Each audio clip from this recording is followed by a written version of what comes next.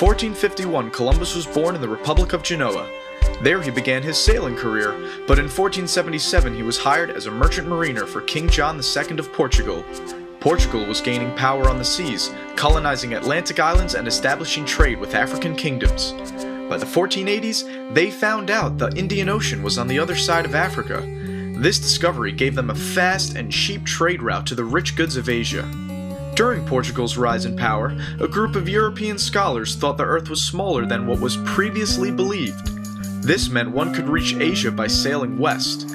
Because of the newly invented printing press, Columbus read about these recent theories and was enthralled with the idea of sailing west for riches. He tried to get funding for an expedition from Portugal, but King John didn't believe in the small Earth theory.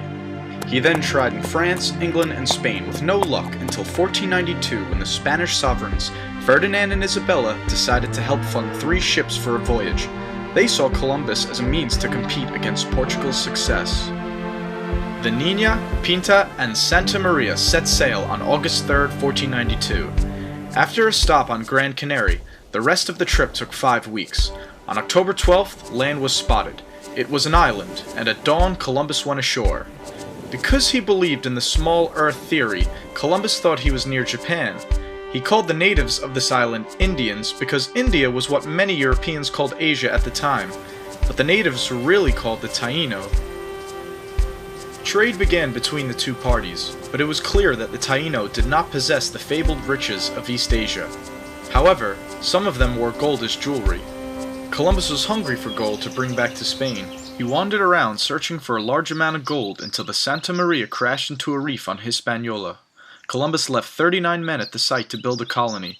He promised he would return for them and sailed back to Spain. When he arrived in Europe, Columbus was famous. He had sailed into the unknown and returned to tell the tale. He brought back many things to show the Spanish king and queen, including Tainos he had kidnapped. But he did not bring enough gold, so Ferdinand and Isabella equipped Columbus with 17 ships for a second voyage, and named him governor of all the lands he discovered. Columbus was an excellent sailor. He found his way back to Hispaniola using his own keen navigation skills, and kept the coordinates of his route a secret.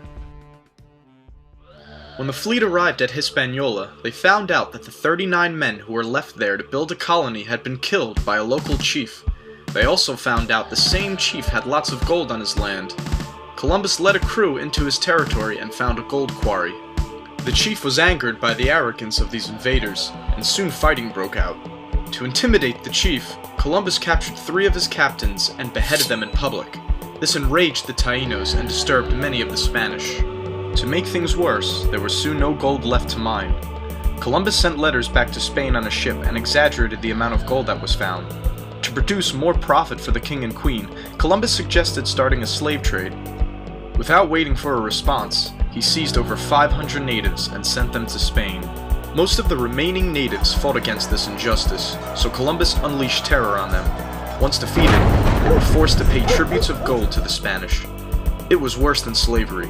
People who didn't find enough were punished brutally. Forced to constantly look for gold, the Taino could not farm their lands anymore. Many escaped into the hills, only to be hunted down. During the first few years of the tribute system, 50,000 natives died. Columbus's brutal command made him enemies in the colony as well as in Europe. In 1496, he sailed for Spain to defend his actions to Ferdinand and Isabella. He left his brother Bartolomeo in charge of the colony until he returned. The king and queen listened to his defense and allowed him to return to Hispaniola in 1498. By now, the colony was a disaster. Bartolomeo was just as bad at governing as his brother was, if not worse.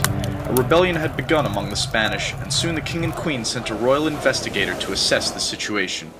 He put the Columbus brothers on trial. They were found guilty of numerous crimes against both the Spanish and the natives. The brothers were arrested and sent back to Spain. Christopher Columbus was no longer in charge of the New World. Now old and humbled, he was allowed one last voyage across the ocean, but he was not permitted to return to Hispaniola. He explored the Caribbean for 2 years before sailing back to Spain, where he died in 1506.